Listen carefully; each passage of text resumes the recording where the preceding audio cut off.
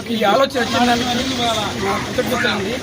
ఎక్కడైనా కూడా మామూలుగా రోడ్ల పక్కననో కాలేజీ దగ్గరనో ఈ హాస్పిటల్ దగ్గర చెట్లు అంటే వాళ్ళు నా సర్వీసులో మొట్టమొదటిసారిగా ఆర్టీసీ బస్ స్టాండ్లో మొక్కలు నాటే కార్యక్రమాన్ని స్టార్ట్ చేసిన డివిఎఫ్ఏ గారికి నా కృతజ్ఞతాభినందనలు.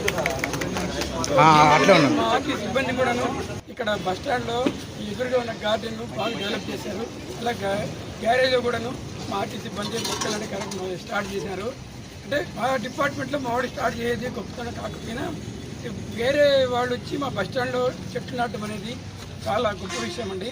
సో దీనికి నేను మరీ కృతజ్ఞత తెలుపుతున్నాను. చెట్లు నాటేది భాగంగా మన గారి యొక్క మన పవన్ కళ్యాణ్ గారు కూడా